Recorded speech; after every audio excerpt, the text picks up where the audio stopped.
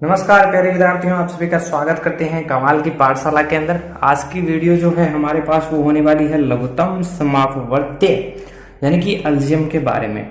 अब यदि हम बात करें एलसीएम को तो क्या कुछ कह सकते हैं। तो एलसीएम की बात करें तो एल से हमारे पास बनता है लीस्ट, इसका मतलब बन गया हमारे पास कॉमन। ठीक है, मैं हिंदी में पूरा बताऊंगा आपको। और इसका हमारे पास जो बनता है वो बनता है क्या, मल्टीपल। ठीक है, इसके बारे में पहले समझिए। लिस्ट का मतलब हो गया हमारे पास छोटे से छोटा। ठीक है, यानी कि छोटे से छोटा। कॉमन का मतलब क्या हो गया हमारे पास, एक उभयनिष्ठ हो गया हमारे पास। और मल्टीपल का मतलब हो गया हमारे पास गुणज, जिसके बारे में आपने नंबर सिस्टम के अंदर बहुत कुछ पढ़ा होगा। तो अब ये तो बात हो गई हमारे पास इसकी। अब सबसे पहले जो बात करेंगे ना वो हम करेंगे किसके ऊपर, समापवर्त्य के ऊपर। यानी कि सबसे पहले हमें पता होना चाहिए कि जो समावर्त्य होता है वो होता क्या है। यानी कि इसको अगर हम तोड़ेंगे तो ये टूटेगा सम प्लस अपवर्त्य के अंदर। ठीक है, और अपवर्त्य का अर्थ क्या होता है ये चीज आप समझिए। ठीक है, एक बार मैं इसको थोड़ा सा ऊपर कर लेता हूं। अब ये आप ध्यान से समझिएगा कि हमारे पास जो है वो है हमारे पास अपवर्त्य। अपवर्त्य जिसको हम किसको कहते हैं, वो कहते हैं हम अपने गुणज को।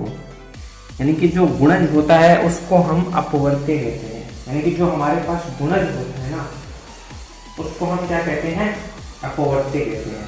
तो अपवर्त्य के बारे में हम क्या कह सकते हैं कि संख्या का अपवर्त्य वे संख्याएं हैं जो उस संख्या से पूर्णतया विभाजित हो।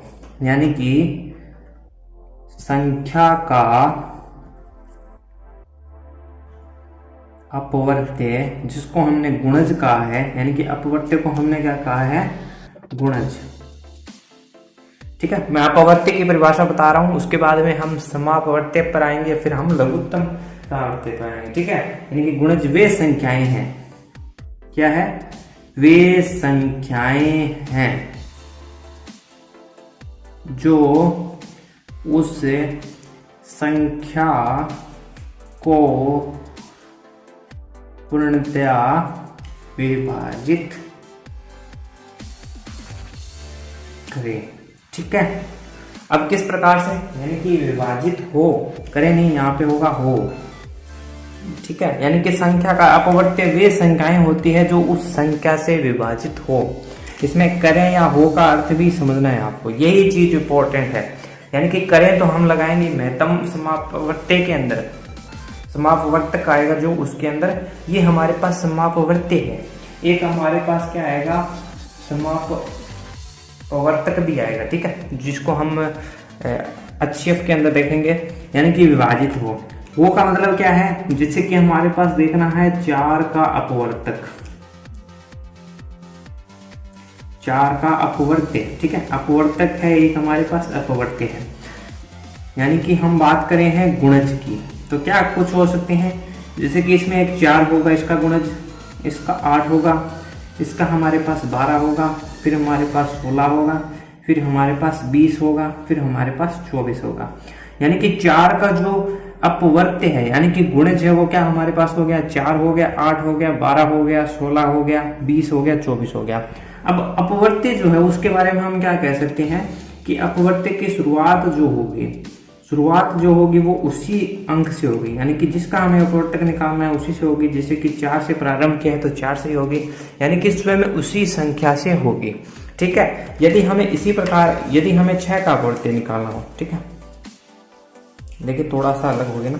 अब देखिए इसी प्रकार है, यदि हमें 6 का अपवर्त्य यानी कि 6 का अपवर्त्य निकालना हो तो हम क्या कह सकते हैं, यानी कि गुणज की बात कर रहे हैं किसी ये, यानी कि गुणज की चर्चाएं कर रहे हैं। तो इसका मतलब है कि 6 हो गया, 12 हो गया, इसके बाद में 18 हो जाएगा, फिर हमारे पास 24 हो जाएगा, फिर हमारे पास क्या हो जाएगा, 30 हो जाएगा, फिर हमारे पास 36 हो जाएगा।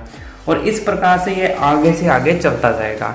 यानी कि जो अपवर्त्य का मतलब है कि गुणज है वो अनंत तक जा सकता है प्यारे विद्यार्थियों। तो ये तो बात होगी अपवर्त्य की है। और हमने कहा है कि जो समापवर्त्य है वो सम प्लस अपवर्त्य से बना है। तो सम प्लस अपवर्त्य से बना है, तो सम अपवर्त्य का मतलब क्या हो गया, तो यहाँ पे हमने एक समापवर्त्य जो अर्थ है समापवर्त्य, इसका अर्थ देखिए सम प्लस अपवर्त्य से मिलकर बना है, इसमें एक सम है और एक अपवर्त्य है। यानी कि जब हमारे पास दो या दो से अधिक संख्याएं हो, यानी कि दो या दो से अधिक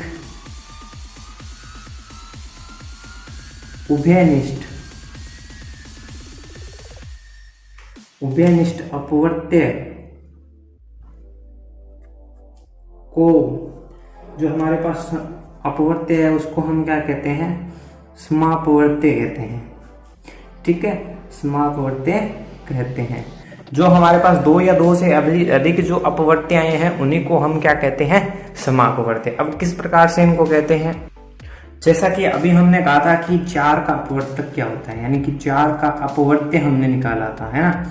4 का अपवर्त्य हमने निकाला था, जो कहा था हमने 4, 8, 12, 16, 20, 24 और ये आगे हम बात करें तो ये होगा क्या, 28, 32, 36 और ये इस प्रकार से क्या करेगा, चलता जाएगा।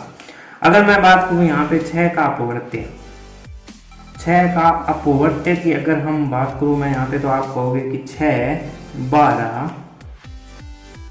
18, 24, 30, 36 और ये भी क्या करेगा, आगे चलता जाएगा।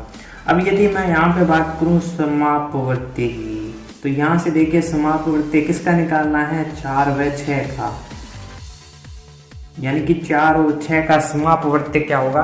तो हमने वो चीज कही थी कि जो उभयनिष्ठ होना चाहिए, यानी कि दोनों के अंदर हमारे पास मिलना चाहिए। उभयनिष्ठ का मतलब है कि दोनों के अंदर।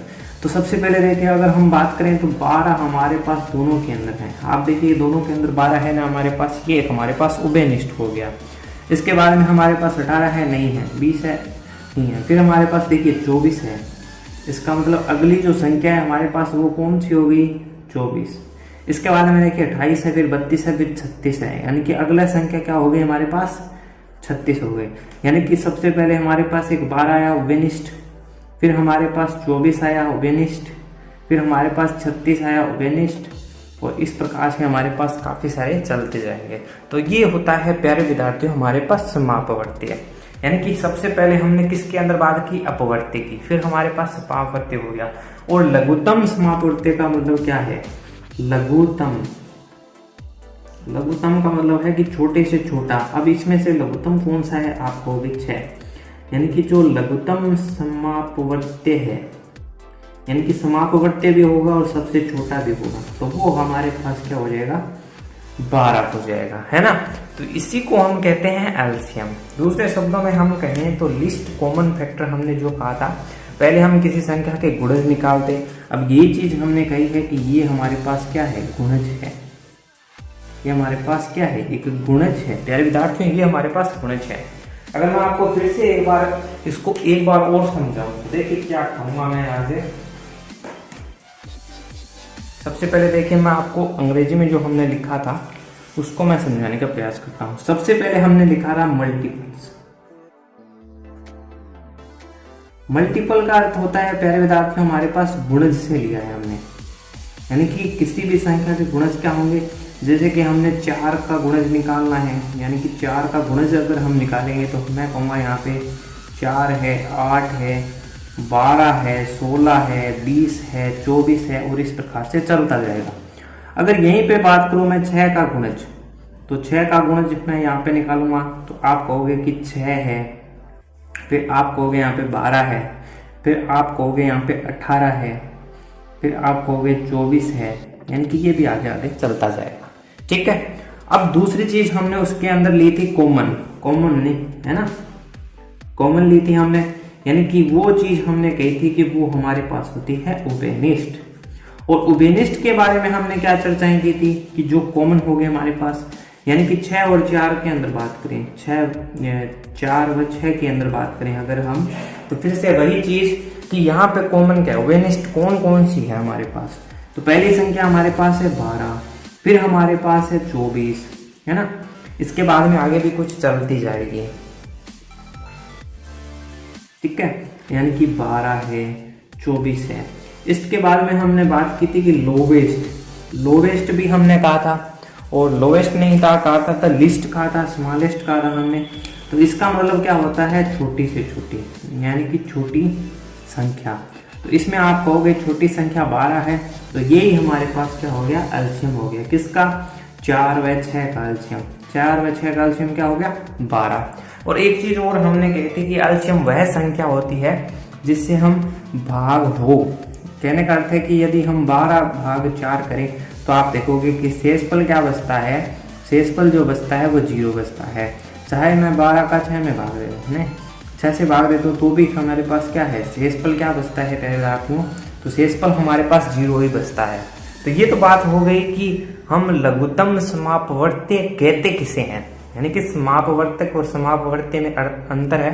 ये चीज आप ध्यान दीजिएगा कि समापवर्त्य जो है वो उसमें है, और एक हमारे पास जो होगा वो होगा महत्तम समापवर्तक।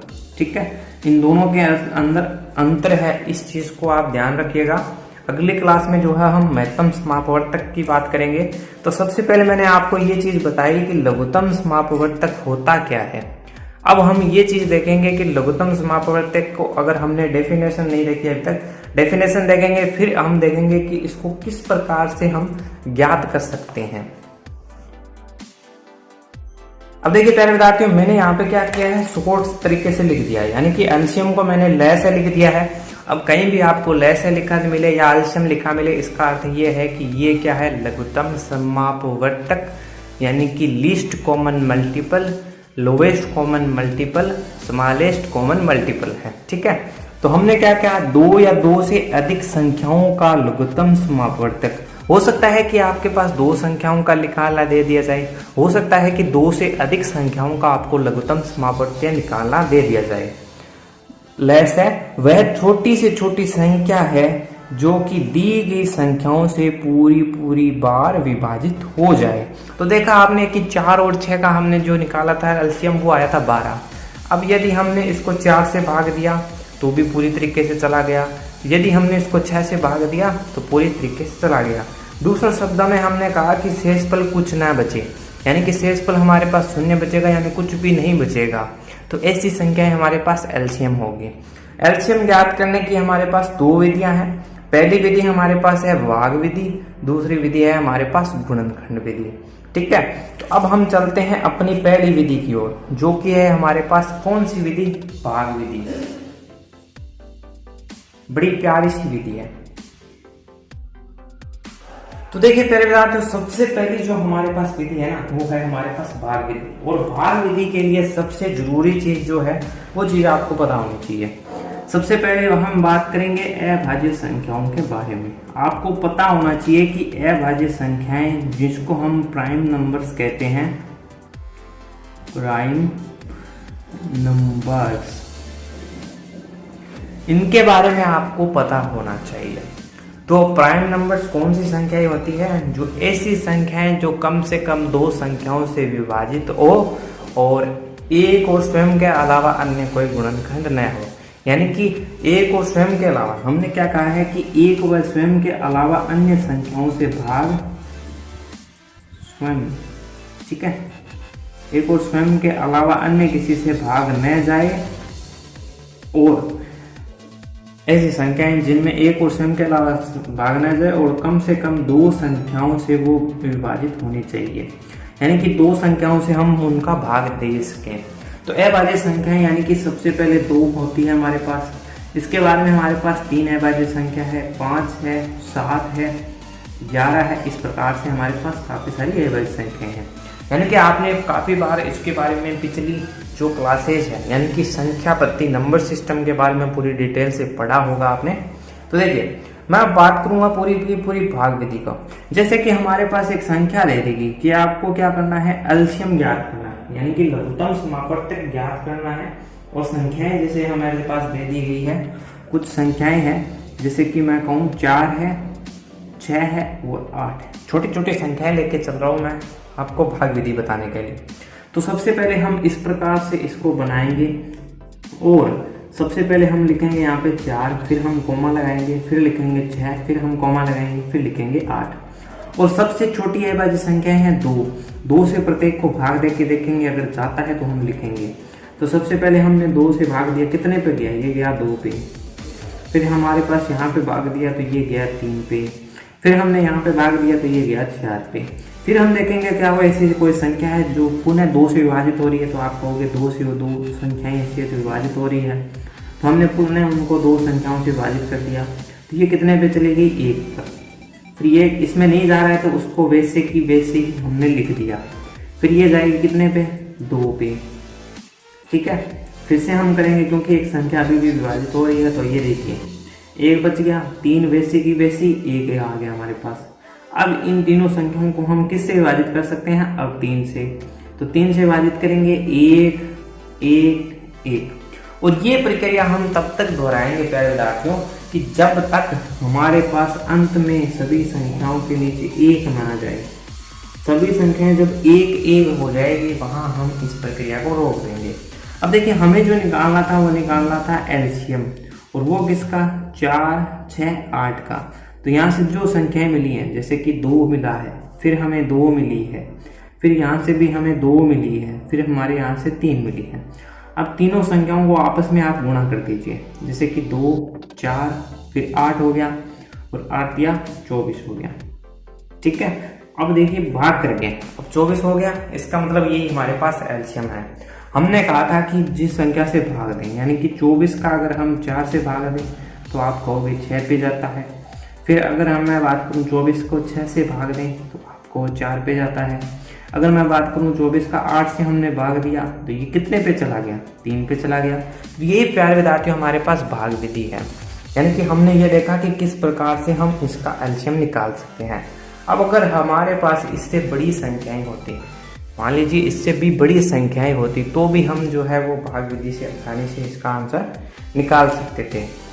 तो आशा करते हैं आपको आज की वीडियो अच्छी लगी होगी। इसमें हमने भाग विधि के बारे में आपको बताया, एलसीएम के बारे में बताया। तो अगली वीडियो के अंदर हम इसके काफ़ी सारे क्वेश्चनों को करेंगे भाग विधि से, और गुणनखंड विधि के बारे में जानेंगे, और देखेंगे किस किस प्रकार के हमारे पास जो क्वेश्चंस आए हैं, ठीक है। ये वीडियो भी थोड़ी लंबी हो गई है, तो इसलिए हम इस संख्या को अगले पार्ट के अंदर हल करेंगे।